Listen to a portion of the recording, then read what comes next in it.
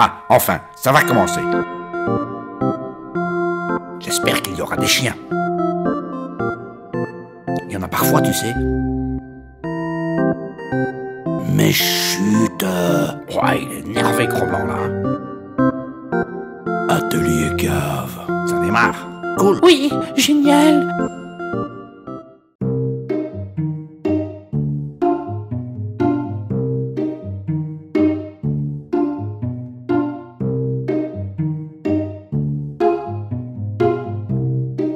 Eh bien voilà, je vous avais promis dans la dernière vidéo qu'on allait sabrer le champagne ensemble. Certains ont eu la malice de m'envoyer des emails pour savoir mon adresse. C'était un drink... il faut bien imaginer que c'était un drink prévu de manière virtuelle. Hein. La cave n'est pas très grande, imaginez, vous êtes pas loin de 5000 maintenant abonnés, donc ça aurait fait un peu à l'étroit ici, donc ce n'est juste pas possible. Mais néanmoins, chose promise, chose due.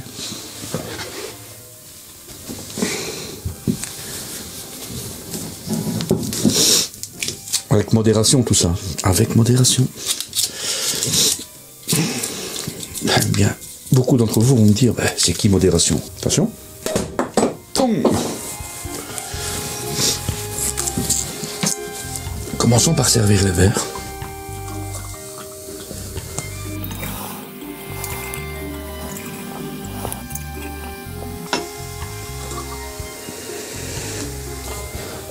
Alors, pourquoi il y a 6 verres?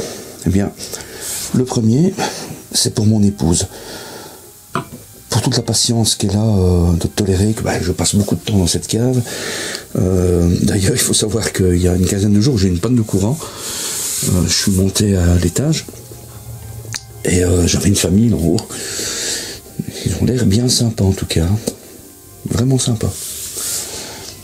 Blague à part, ensuite, c'est pour mes assistants. Là, c'est la santé de Diego et de Victor qui m'aident de temps à autre dans les réalisations qu'on peut faire ici. Bon, bien sûr, Victor, il est encore un peu jeune, il a 3 ans et demi, donc on s'abstiendra de faire boire ce genre de breuvage.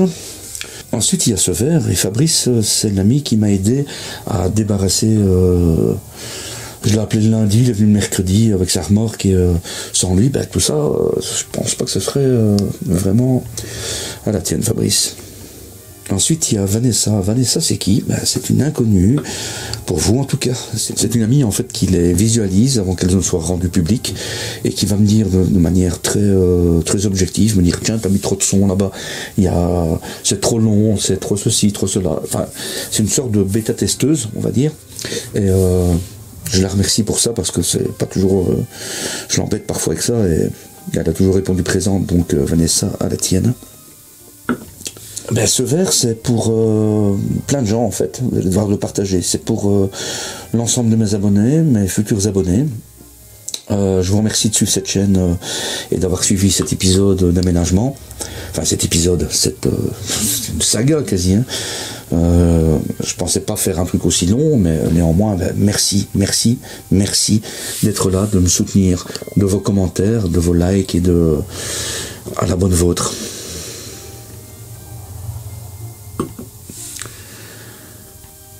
Et celui-ci, le dernier, c'est pour qui? C'est pour Bibi.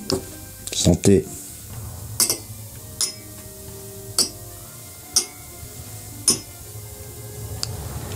Merci encore. Merci.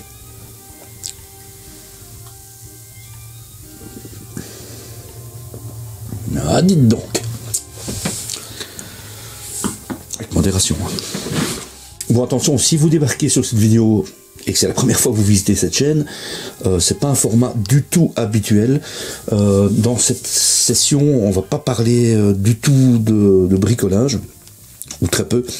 On va plutôt parler de mes méthodes de travail, pour enregistrement en tout cas, le matériel que j'utilise, les caméras, les micros, c'est un peu, je vous emmène faire un petit tour des coulisses de l'atelier cave, et j'espère que ça vous conviendra malgré tout. Bon, soyez aussi assez indulgents parce que c'est pas le genre d'exercice auquel je suis habitué. Je vais essayer de faire de mon mieux pour vous présenter tout ça, mais voilà, c'est l'information qui compte, le contenu, la forme, c'est sans doute pas au niveau de certaines chaîne dédiée à ce genre de présentation. Alors nous allons commencer par un aspect très important dans une vidéo, c'est le son. Très important. J'ai commencé avec un petit matériel qui est ceci. Un Audio-Technica ATR 3350. C'est un petit micro-cravate, mais comme vous le voyez, il y a 6 mètres de fil. Très amusant ça. Dans un premier temps, je l'ai branché à la caméra, parce que le son d'une caméra médiocre. Donc il faut pouvoir prendre une captation un peu plus raisonnable. Et ceci a été mon premier achat. Ça coûte très peu cher et très fonctionnel. Je ne regrette pas de l'avoir pris, mais c'est au niveau de l'utilisation. Donc c'est-à-dire que je branchais dans un tout premier temps, je branchais ça sur ma caméra, qui est en train de me filmer là devant moi. Et forcément, la longueur du fil, il fallait faire attention de ne pas marcher dessus, c'est très handicapant, donc très rapidement, je me suis offert un autre appareil qui est le Zoom H2N. Très sympathique. En fait, c'est un système avec micro incorporé, il y a 5 micros là-dedans, qui vous permettent de prendre une captation de face, ou de face et arrière. Très pratique si vous faites une interview par exemple. Bonjour monsieur, comment allez-vous? Je vais bien, merci, et vous? Voilà, ce genre de choses. Et pour les musiciens, ça peut être pratique aussi parce que les 5 micros qui sont dedans peuvent prendre tous les sons d'ambiance, soit sur 2 canaux, soit sur 4 canaux indépendants. Ce qui fait que on peut mixer, plus ou moins mixer. Ça n'a rien de professionnel, mais c'est bien sympathique comme petit appareil. Et de fait, ce que je faisais, je branchais sur l'entrée ce micro. Je le dissimulais là ou dans mon dos, etc. On voyait, mais comme c'était fastidieux, pas oublier de brancher le micro parce qu'il y a une petite batterie ici dessus aussi. Pas oublier de brancher ça. Faire le clap, parce qu'on peut pas faire le clap, c'est pour avoir un repère lorsqu'on va faire la post-synchronisation. Parce que à partir du moment où vous faites ça de cette manière, vous n'avez plus de synchronisation avec la caméra. Donc il faudra ensuite en post-traitement, mais il faudra ajuster, ce qui est une belle perte de temps aussi. Ça, je m'en sers encore. Je m'en sers pour tout ce qui est voix off, parce qu'il a un port USB qui me permet de le brancher sur mon PC et de faire des voix off. Franchement, la qualité de ce son est très acceptable, de mon point de vue en tout cas, très acceptable. Et j'avais l'intention à un moment donné d'acheter un Rode NT USB. Je me pose la question si ce serait judicieux, parce que je pense pas que je vais avoir une réelle plus-value. Donc ça me convient bien. Donc pour plus avoir ce problème, je me suis dit tiens, je vais m'offrir un petit micro qui se connecte directement à la caméra. Voilà, ça coûte pas grand chose non plus. C'est un très bon son en fait, à partir du moment où vous êtes à 50, 60, jusqu'à un maximum 1 mètre. Au-delà, ça devient un peu pénible. Rode qui fabrique ça. Ça me coûte vraiment pas cher.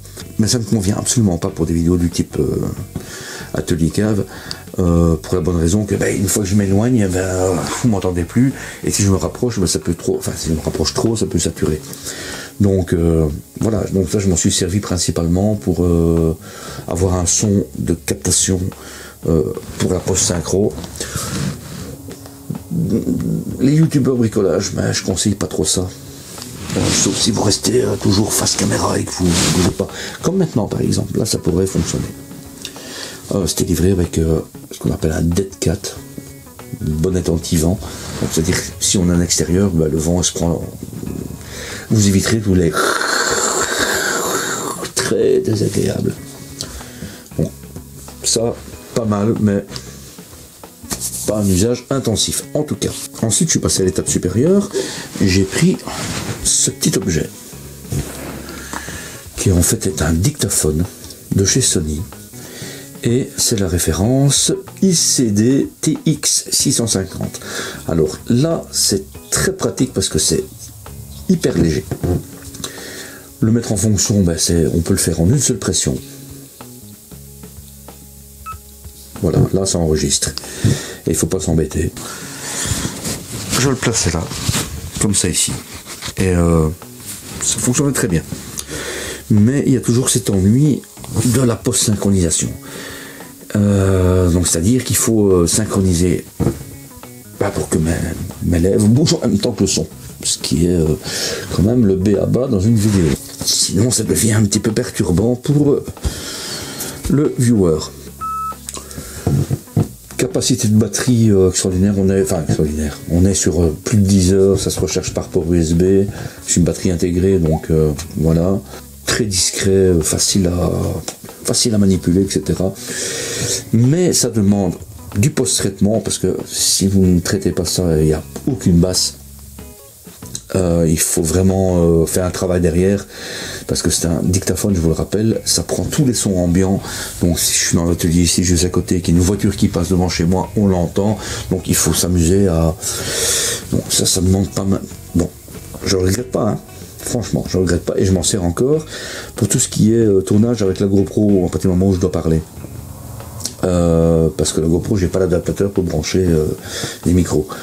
Je trouve ça un petit peu triste que GoPro vende ce petit accessoire qui est pas grand chose en fait, mais de l'ordre de 60 €. Pas bon. J'utilise ça. C'est pas spécifiquement bon marché, mais franchement, ça fait le taf. Voilà. Et ensuite, je suis venu gentiment à ce petit système. Qui sont c'est ce que vous entendez en ce moment. Le micro il est juste là. Là j'ai un récepteur qui est sur ma caméra, qui est branché sur l'entrée micro. J'ai plus besoin de post-production. Parfois ajouter un peu de basse, ce genre de choses, s'il y a une résonance un peu particulière dans la pièce, ça dépend. C'est pas du matériel pro, donc ça il faut le savoir. L'avantage si on place comme ça, c'est hyper discret. L'autonomie elle est quand même très excellente. On est plus de 10 heures, franchement, je vais tomber en panne de batterie. Après il faut être un petit peu prévoyant. Et il n'y a plus de synchronisation derrière. Il faut juste pas oublier de l'enclencher. D'enclencher celui-là. L'appairage il se fait en 3 secondes. Vraiment, c'est sans souci. Donc, très bon produit. J'en suis très satisfait. Pour mon niveau d'exigence, en tout cas de qualité sonore, ça me suffit largement. C'est largement mieux que tout ce que j'avais ici, sauf ça pour les voix off. Il est intéressant de savoir aussi que les micros, ça n'évolue pas comme les caméras. Donc c'est-à-dire que, je peux prendre l'exemple du micro, le Shure 58, un micro de chant, qui a été développé dans les années fin 70, 77, 78, quelque chose comme ça, est toujours un micro qui est exigé par la plupart des artistes maintenant, et ils l'utilisent encore. Bien sûr, il y a eu quelques petites améliorations, mais ça n'évolue pas énormément. Donc, un son qui est bon aujourd'hui, il sera bon demain. L'investissement, il vaut le coup. Passons donc au sujet suivant, c'est tout ce qui est image. Ah oui, l'image, important aussi. Alors, comme beaucoup, j'ai commencé simplement avec un téléphone. Téléphone, c'est largement suffisant de nos jours, qu'ils soient Android, iPhone, etc. La plupart des téléphones sortent de belles images. Donc j'ai commencé avec un iPhone 5S, je pense. 5S. Maintenant j'ai pris, il y a 2 ans quand il est sorti le 8. Et je suis pas prêt de changer parce que franchement, il fonctionne bien et j'en suis très content. Donc je garde ça. Ce qui est important aussi, savoir, c'est que je travaille en milieu poussiéreux. Donc il faut des machines qui soient un petit peu tropicalisées, donc c'est-à-dire qui supportent la poussière, les projections d'eau, etc. Ici, il n'y a pas beaucoup d'eau, mais de la poussière, ça y va. Hein. Et pas qu'un peu. Donc, smartphone, c'est déjà bien. Mais si vous utilisez ça pour faire des vidéos, s'il vous plaît, soignez le son quand même, parce que le son qui sort de là, sauf si tu as 3 cm de machin, c'est pas génial. Ensuite, j'ai acheté une petite Action Cam, une petite chinoiserie, que j'ai payé, je pense, une 40aine d'euros en Chine, je l'avoue. Qui fonctionne en 4K, qui qui est pas stabilisé, donc c'est pas mal pour commencer. La batterie tient 20 secondes. 20 secondes. Il ne faut pas exagérer non plus. La batterie tient à peu près une vingtaine de minutes. Ça reste pas top, hein. Mais bon, pour débuter, surtout quand on débute, on ne sait pas si on va perdurer dans le domaine, si on va... Ouais, c'est bien de se dire, je vais faire une chaîne YouTube, je veux un appareil photo, je veux une Alexa Cam, je veux... vous n'allez pas acheter pour 25 000 € de matériel sans savoir si vous allez réellement vous diriger dans le domaine. Donc, il vaut mieux commencer petitement. Et c'est ce que j'ai fait. Donc j'ai acheté cette petite caméra, pas chère. Ensuite, je me suis offert la machine qui est en train de me filmer. Ce qu'il faut savoir, c'est qu'avec les appareils photo, tous les ans, il y a des évolutions. Et tous les 2 ans, il y a des révolutions. Donc, ce qui est important de comprendre, c'est que si vous achetez un appareil qui coûte 5 000 €, dans 2 ans, quoi que vous fassiez, il est dépassé. Il restera bon, mais il sera dépassé, vous aurez envie de passer à l'étape supérieure, etc. J'ai pris le parti, pour ma part, que ce modèle-là me suffisait. Donc c'est un Lumix FZ300. Un Lumix FZ300. Pour les amateurs de focale, c'est un f2.8 sur un zoom qui fonctionne de 24 à 600 mm en optique. C'est déjà pas mal, 600 mm stabilisé. C'est franchement pas mal en 2.8 sur toute la focale. C'est un appareil qui m'a coûté à l'époque autour de 500 €. C'est pas excessif pour ce genre de petite machine qui franchement me convient. Donc voilà, bien sûr je rêve d'avoir un Lumix GH5 ou ce genre de modèle, mais j'achète ça cette année. D'abord j'en ai pas les moyens, tout simplement. Parce qu'il faut savoir quand même que j'investis et dans le matériel photo, le matériel son, le matériel informatique, l'outillage. Ça fait un gros budget, il faut quand même pas non plus exagérer. Et en plus j'ai la patronne qui est au-dessus, qui surveille tout ça. Donc, j'ai du 4K, évidemment, il fait pas ça en 240 images secondes. Mais bon, est-ce vraiment stricto nécessaire pour ma part? De temps en temps, je fais des ralentis un peu fluides comme ça. Mais voilà, c'est pas mon credo, donc je m'en contente et j'en suis bien content. Par la suite, je me suis offert, il y a Claude, on va dire, il y a l'original, une GoPro Hero 7 Black, et qui est, franchement, j'en suis ravi, hyper stabilisé, vraiment je peux faire des plans larges. En général j'utilise le mode linéaire parce qu'il existe le mode grand angle, alors là vous avez les murs qui sont presque arrondis comme ça ici, donc j'utilise principalement le mode linéaire et ça me sort bien à faire parce que bon, dans le cadre où je suis maintenant en train de vous parler, ok, c'est du fast cam, c'est facile, mais si je suis en train de travailler dans un endroit ou l'autre et que j'ai pas vraiment l'opportunité de cadrer pile poil, ça, dans tous les cas, ou à peu près tous les cas, je suis dans le cadre, et surtout ce que je suis en train de faire est dans le cadre. Franchement, belle petite machine, que je ne regrette pas. Voilà, pour tout ce qui était image. Il y a quand même un inconvénient, l'autonomie d'une batterie c'est entre 40 et 60 minutes, c'est un petit peu embêtant. Donc ce qui fait que j'ai installé là un rail avec la possibilité de fixer la GoPro et de l'alimenter. Donc je n'ai plus besoin de me soucier, à cet endroit-là en tout cas, de la batterie. Parce que ça c'est aussi un gros truc qui est embêtant, c'est tu es en train de bricoler, mais en même temps tu dois surveiller, est-ce que ça filme, est-ce que ça enregistre, est-ce que la batterie est encore bonne, est-ce que... Il y a plein de trucs à penser, donc en gros le travail que tu ferais normalement en 1 heure, tu mets 3 heures pour le faire. Oui, ça ce serait tellement plus simple de ne pas filmer tout ça, hein. Bon, après je serai pas là devant vous. Alors encore un truc bien sympa avec la GoPro, c'est que vous avez la possibilité de la connecter à votre téléphone. Parce que souvent, elle se retrouve dans des positions où je ne sais pas voir l'écran de contrôle qui est derrière. Donc ça me permet de contrôler comme ça ici, si effectivement le cadrage est bon ou pas bon. Il y a un petit effet de latence qui est de 1 voire 2 secondes même parfois. Ce qui n'est pas problématique parce que bon, c'est du cadrage fixe. Donc une fois que je suis bon, ok, et je peux enclencher le tournage à partir de mon téléphone. C'est une petite option bien utile. bien utile. Bon.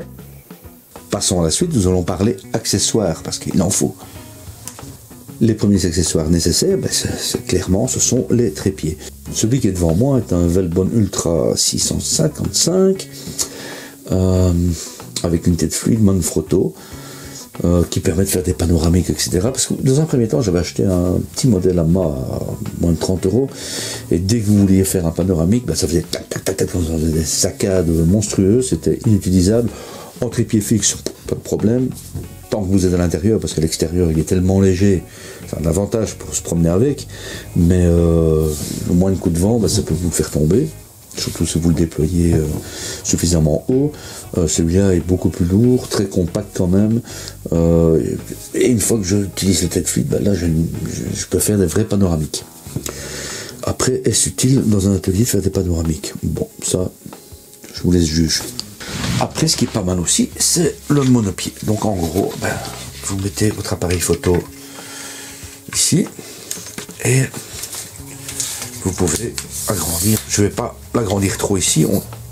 Il y a plusieurs sections. Il y a 1, 2, 3, 4 sections. Donc ça peut être très long. Ça peut être pratique pour faire des... survoler quelque chose par exemple. Ça peut être sympa. Je m'en sers parfois, c'est pas fréquent. Je m'en sers juste parfois. Ensuite, j'ai voulu acheter le Joby. Alors le Joby, un très très très bon truc.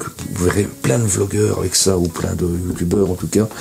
L'avantage avec ça, c'est que si vous avez quelque chose qui est complètement pas de niveau, ça s'adapte.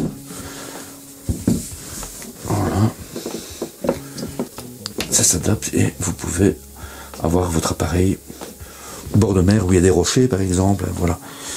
Ça peut servir aussi si vous faites du vlog, vous mettez votre appareil, vous le rejoignez comme ça, vous le tournez un peu. Ça c'est plus pour les vlogueurs en rue. Et vous pouvez l'avoir comme ça, l'appareil photo face à vous, et blablabla. Voilà, ça s'accroche. Bon, ici c'est peut-être pas optimal comme accrochage, mais si vous avez vraiment une branche d'arbre ronde, vous l'enroulez autour, ça tient. Ça c'est peut-être une de mes erreurs, parce que en fait je m'en sers excessivement peu dans le cadre de l'atelier. Je m'en suis servi parfois, peut-être pour me justifier, mais franchement, je suis pas sûr que j'aurais dû acheter ce truc-là. Ça c'est plutôt pour les personnes qui font des vidéos de voyage ou ce genre de choses dans la nature. J'en fais peu, donc c'est un très bon outil. Franchement, c'est un très bon outil. C'est bien de l'avoir, mais franchement, parce que ça coûte pas bon marché ça. J'aurais peut-être dû acheter autre chose. Enfin bon, c'est en forgeant qu'on devient forgeron. Et c'est en se trompant qu'on devient... Donc la GoPro, c'est pas évident si tu veux la tenir comme ça, ou... Donc c'est assez intéressant d'avoir un petit pied, comme ça. Il faut une petite cage autour, je vous montrerai ça après, qui permet de maintenir en fait la GoPro. Et d'avoir une prise un peu plus... c'est pas dégueu comme truc, c'est tout simple. Ça coûte 6 €, une histoire ainsi, ça coûte rien ça. Très très important par contre, c'est cette petite cage. Alors pourquoi cette cage? Bon, d'abord ça a plusieurs fonctions. D'abord ça va permettre de protéger la GoPro si jamais elle chute. Protection de tous les côtés. Il y a un pas de vis qui permet de le fixer sur un trépied, plutôt d'utiliser les systèmes GoPro habituels que j'aime pas du tout. Enfin, je m'y suis pas fait. Je préfère vraiment avoir un pas de vis. Donc, grâce à ces petites cages, je peux le faire. Après, je peux mettre dessus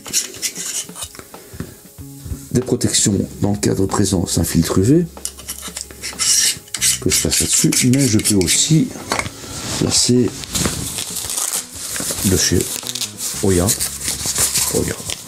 pas très cher, et des filtres ND. Donc ça c'est quand vous filmez en extérieur pour avoir pour capter moins de lumière en fait.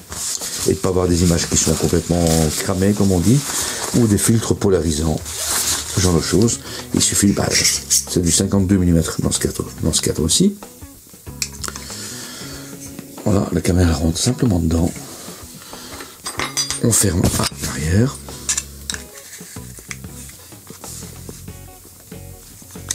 Allez, cocotte. Voilà, là elle est emprisonnée et je peux y mettre des trépieds. J'ai encore un autre petit trépied aussi, ça j'utilise beaucoup. J'ai un pas de vis classique dessus.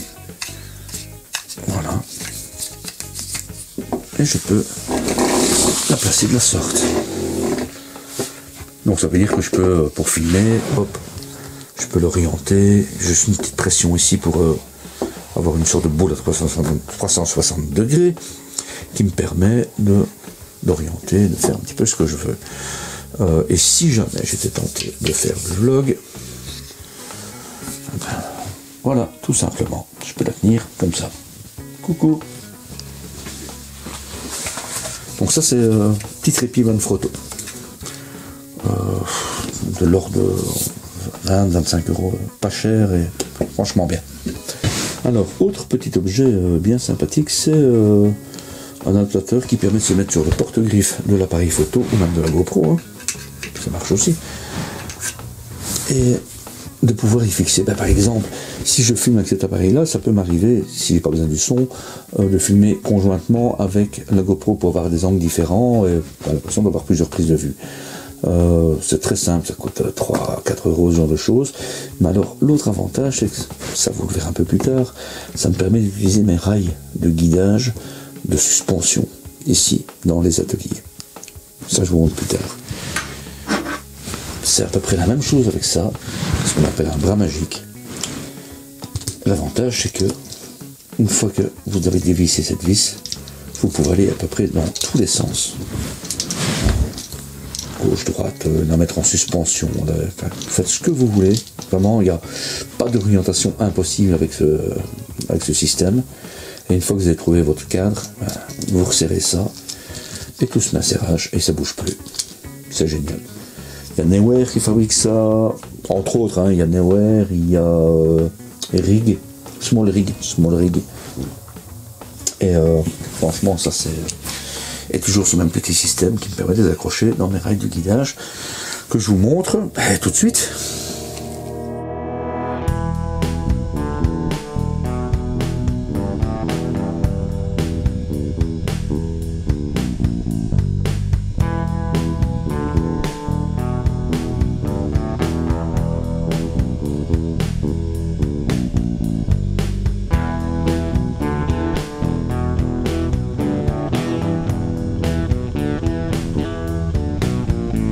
Ensuite, dans les outils indispensables, surtout si vous voyagez un petit peu, c'est les powerbanks. Les batteries portables. Très intéressant parce que là, vous pouvez recharger vos téléphones, vos caméras, enfin tout ce qui se connecte sur USB. J'en ai 2 ou 3 qui m'accompagnent à peu près partout. Et ça, c'est plus très cher et franchement, ça dépanne bien souvent. Autre petit accessoire, c'est pas grand chose, mais un porte-carte. Parce que bon, forcément, tous ces appareils-là fonctionnent avec des cartes, que ce soit certains micros, GoPro ou l'appareil qui me filme actuellement, ont besoin de cartes mémoire. Elles doivent quand même être protégées. Je les mets pas comme ça tel quel dans mon sac photo, hein. Donc elles sont protégées. C'est hyper costaud, c'est robuste et voilà. Budget aussi, hein, les cartes, parce que ça coûte peut-être pas cher, le truc là, c'est 8 €, une histoire ainsi, mais les cartes qui sont dedans, les bonnes cartes qui supportent la 4K et les hauts débits demandés par ces vidéos, c'est pas... on ne les distribue pas à la sortie des grands magasins, hein. Encore un petit gadget. Ceci. On dirait un petit patin à roulette. Mais avec un pas de vis ici central qui permet d'y placer soit un appareil photo, parce que c'est ça, et si je fais pour les besoins de la démo, je vais mettre la GoPro,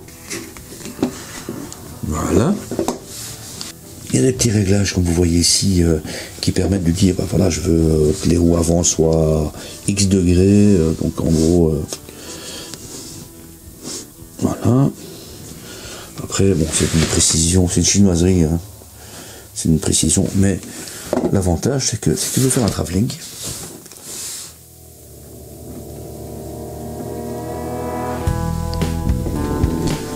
ça va super bien. Franchement, ça va super bien. À la seule condition que ton sol soit régulier.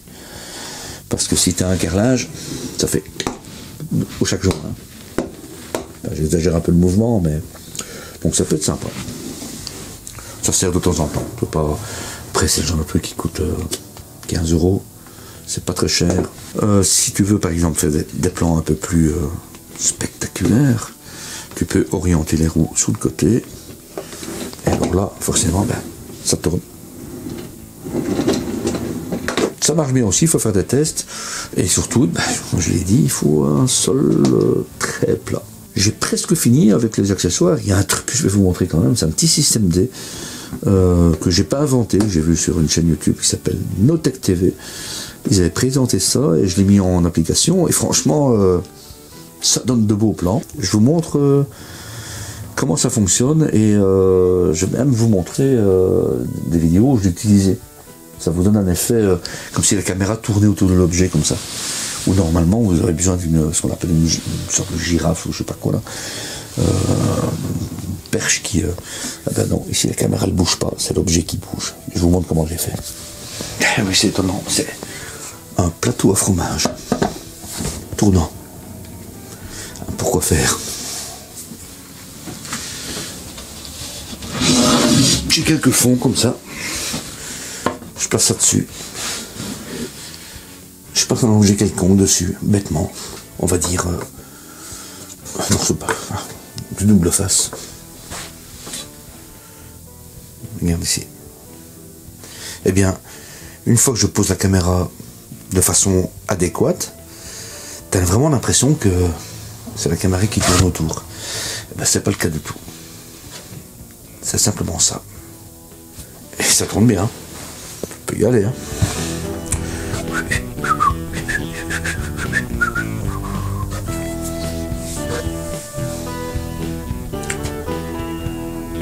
Au bout d'un moment, c'est lassant. Hein. Peut-être s'arrêter. Ça, j'ai utilisé dans 2-3 vidéos, plus ou moins. Je vous montre des exemples de ce que ça peut donner. Eh bien, voilà. Un plateau au fromage. Une plaque décorative, comme ça. Récupération, hein.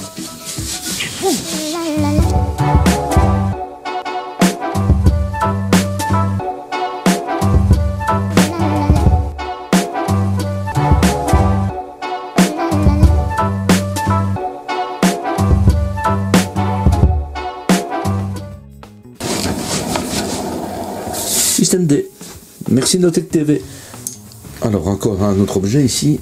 C'est un truc très simple, tout simple en fait, ce qui permet de pouvoir porter sur le même protogriffe de l'appareil photo le phare, le récepteur RODE et la GoPro par exemple. Très pratique, très pratique, simple, pratique, pas cher. Et ça se met sur le porte-griffe. Alors ici, ça c'est une autre histoire. Ça c'est un appareil bien sympathique. Ça permet de stabiliser soit le GoPro, mais la GoPro franchement n'a pas vraiment besoin. Enfin bon, si on est sur un film de voyage et à travers les montagnes, etc., ça peut à mon avis servir. Par contre sur un smartphone, ça peut être très utile. Alors, ça se règle un peu, hein. Ça demande un petit peu de chipotage. Donc là, on a un petit peu mieux. C'est pas encore parfait, mais en fait, il y a voilà, là, on est correct. Donc, je fixe le bazar.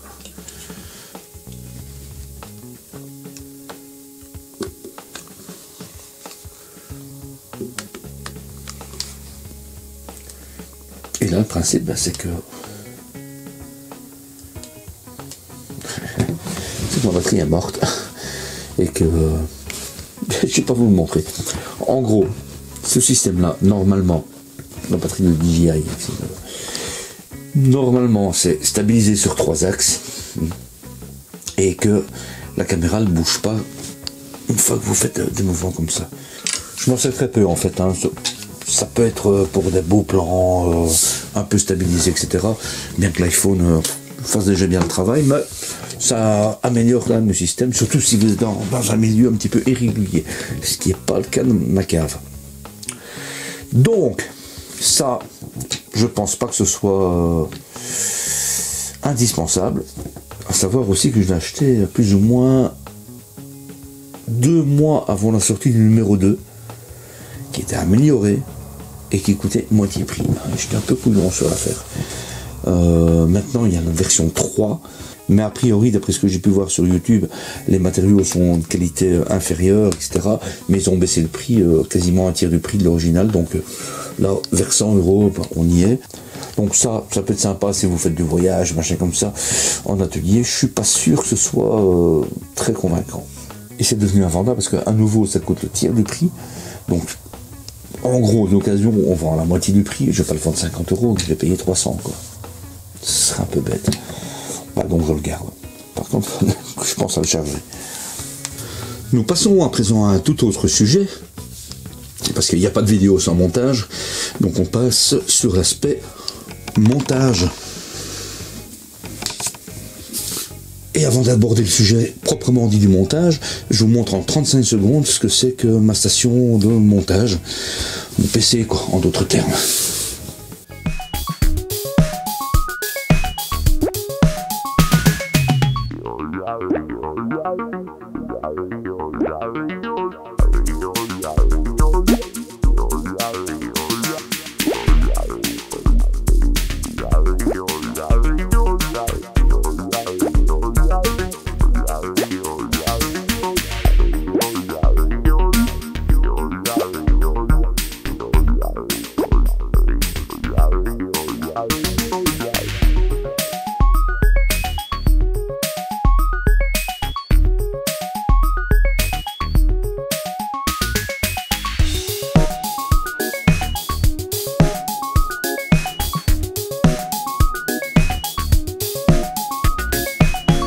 Bon, j'imagine que vous l'aurez remarqué, j'apporte un soin particulier au montage. Bien sûr, ce ne sont pas des films publicitaires ou professionnels. Je fais cela avec les connaissances qui sont à disposition. Je fais ça avec le matériel que j'ai à disposition. C'est juste une passion, hein, donc c'est un hobby. Et voilà, donc j'ai aucune prétention dans le domaine. C'est pas moi qui vais vous expliquer comment monter un film ou ce genre de choses. Il y a tellement de chaînes pour ça. Une chose aussi très importante, c'est le choix des musiques. Je suis assez pointilleux sur les musiques que j'écoute et je vous montre en quelques images comment je les sélectionne, où je vais les puiser. Alors personnellement, j'utilise très simplement la bibliothèque YouTube, comme ça je suis sûr que les musiques sont en libre de droit et que je peux les utiliser sans devoir monnayer quoi que ce soit, ce qui est quand même normal dans une chaîne comme celle-ci et qui ne cherche pas la rétribution. Alors il faut savoir aussi que je cherche pas systématiquement à chaque vidéo une musique. Ce que je fais, c'est que je fais des sessions de 2-3 heures parfois quand j'ai vraiment envie d'écouter de la musique, et j'écoute ou je survole, et ensuite je les télécharge. J'ai un dossier spécifique pour ça, et puis je vais régulièrement pomper dans cette bibliothèque personnelle qui est déjà assez volumineuse. Il y a à peu près 200 morceaux qui sont sélectionnés, et je tâche d'utiliser celle qui est la plus en adéquation avec le thème abordé ou les images qui sont proposées.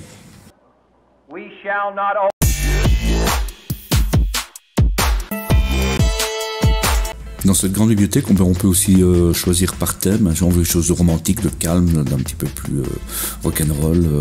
Au niveau, si on veut une musique d'ambiance ou une musique plus style film, ce genre de choses.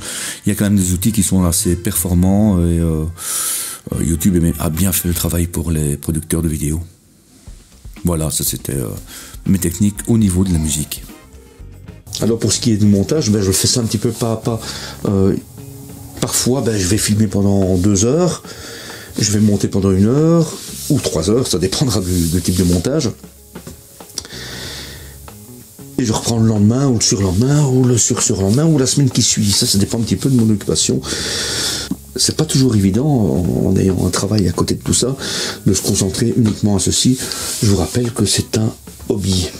Alors pour ce qui est du montage vidéo, bien évidemment, il y a aussi tout ce qui se voit ou s'entend, mais on ne se rend pas compte. Donc il y a tout ce qui est sound design, des petits bruitages, la régulation du son. Quand je mets des machines en marche, ben, je fais en sorte que ça ne vous perce pas les tympans. Ajuster le son de la musique pour qu'il ne soit pas trop élevé ou trop ténu. Donc ça c'est en fonction des situations. Et aussi une part, ben, vous avez des incrustations d'objets, comme ça c'est une incrustation par exemple. Vous vous rendez bien compte que tout ça, ce sont des contraintes. Néanmoins, ça doit rester un plaisir. Et je fais ça quand ça me plaît.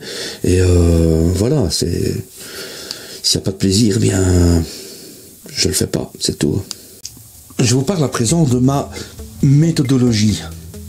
Ma méthodologie, ce qui est la mienne, n'est pas celle forcément d'un autre youtubeur. Chacun fait un petit peu à sa mode et à sa sauce. Je vous explique comment moi je fonctionne. Donc c'est très simple en fait. 1. Je choisis le sujet. 2. Je me documente sur le sujet. 3. Bah, j'écris pas les scénarios, j'écris pas les textes, ce genre de choses.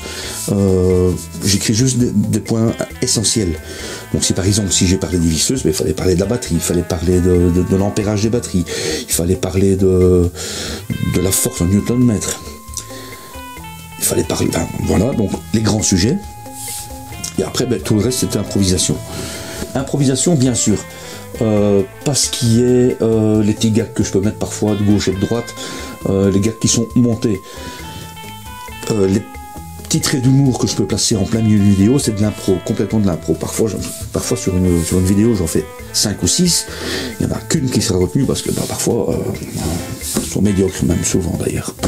Ensuite, ce que je fais régulièrement, ben, c'est d'aller voir un petit peu les vidéos qui déjà traitent du sujet, et ce, on me rend compte, tiens, t'as oublié de parler d'un tel sujet, t'as oublié de parler de ça. Ok, ça il faut en parler, il faut le débattre. Je fais pas de la copie, c'est pas du plagiat ou ce genre de choses, simplement, ben, forcément, ben, il faut essayer de penser à tout quand on fait un sujet un peu complexe. Je parle pas d'un petit bricolage, je parle plutôt des critères de choix sur les vidéos, ce genre de choses. Ce que je fais aussi systématiquement, c'est d'aller voir les commentaires des vidéos qui ont déjà traité de ce sujet-là. Et ce, afin de voir un petit peu les interrogations des gens, de ces chaînes-là, hein, forcément, et de me rendre compte un petit peu, ok, ça vaut la peine, si c'est pertinent, je vais l'intégrer à la vidéo, etc. Donc il y a tout un travail qui se fait aussi. Donc vous comprenez bien qu'une vidéo, je peux pas la faire je l'emballe pas en 10 minutes, quoi. Donc ça me prend du temps, ça me prend le temps qu'il me faut, et ça me convient comme ça, j'en fais pas un métier, donc voilà. Donc ça arrive quand ça arrive, le plus souvent possible, j'espère, voilà. Ensuite vient un point de détail, mais ce point de détail, si je n'y passe pas, vous ne verrez jamais cette vidéo, c'est la mise en ligne. Pour la mise en ligne, comment je procède? Eh bien, j'ai pris pour habitude de la mettre en upload, mais en privé. Comme ça me permet de voir si jamais il y avait une musique qui était pas acceptée à cause des droits, etc. Eh bien, ça ne pose pas de problème, je change cette musique et je réupload avec une musique différente. Ça m'est arrivé qu'une fois, ça. Ensuite, ça me permet de la montrer à une ou deux personnes en qui j'ai confiance et qui pourront me donner des critiques constructives. Tiens, à tel moment, par exemple, le son est trop haut. T'as dit ça, mais c'était pas exact. Enfin, voilà, donc j'ai deux personnes qui regardent mes vidéos avant de les voir, enfin, avant que vous ne puissiez les voir, et qui me permettent de corriger. Donc, je suis pas aux pièces quand il faut l'envoyer. Ça vous permet de voir aussi les vidéos en haute qualité dès leur sortie. Donc c'est un minimum de 1080. Pour ça, il faut penser quelque part ici à les modifier. Ou là, ça dépend si vous êtes téléphone. Enfin bon, si vous êtes téléphone, tablette ou PC, de pouvoir sélectionner la plus haute définition possible. La plupart sont en 1080, certaines sont en 2300 et des fafiottes. Même 1080, déjà, franchement, pas mal. Si je balance ça directement avec les produits, etc., vous allez l'avoir en 360p, et c'est franchement pas très agréable à suivre, parce que vous avez l'impression que la caméra, elle est vraiment en dessous de tout. On dirait un film des années 60. En couleur, quand même. Très important à savoir aussi, je n'ai pas de jour précis pour lancer une vidéo. Ça peut sortir le lundi, comme ça peut sortir le samedi, etc. Ce dont je fais attention aussi, c'est à quelle heure je sors cette vidéo. Je prévois toujours d'avoir du temps devant moi pendant quelques heures pour pouvoir répondre rapidement à vos commentaires. Concernant vos commentaires, qui sont évidemment les bienvenus, je réponds absolument à tout le monde, voire quelques rares exceptions près, parce que j'ai raté un truc ou l'autre, mais en général, à 99%, je vous réponds. Sachez que pendant la première journée, la deuxième journée, quand la vidéo vient de sortir, ben là je suis vraiment presque derrière le clavier à vous répondre en direct, ce qui est plus le cas après si vous venez me parler d'une vidéo qui date d'il y a 1 an, ce genre de choses. Vous aurez une réponse, clairement vous aurez une réponse, mais ça peut prendre quelques jours, en général 4-5 jours grand maximum, vous avez une réponse à votre sollicitation. Faites attention aussi, c'est pas vraiment un point de détail, sachez que si vous mettez un lien vers un site, vers une autre vidéo, etc., au sein des commentaires, je suis le seul à pouvoir le voir, et il est mis dans un onglet bien particulier, qui sont en attente ou spam potentiel, ce genre de choses. Je vais pas voir ça tous les jours. Donc, et ça c'est vrai pour toutes les chaînes, hein. Dès que vous mettez un lien, il y a une sorte de petite barrière qui se forme et qui par la suite on peut valider. Mais parfois il m'est arrivé, il y a quelques mois d'ici, de voir un commentaire qui datait d'il y a 2 ans. 2 ans, et forcément j'étais un petit peu embêté. Alors un dernier point à propos des commentaires, ça je le regrette un peu, c'est qu'il n'y a pas vraiment d'interactivité entre vous. Vous ne répondez pas les uns aux autres quand il y a une question, comme si vous attendiez, je suis pas le Messie, d'autres personnes peuvent répondre, pas à ma place, mais s'entraider, c'est un petit peu aussi le but de la chaîne, en tout cas dans les commentaires.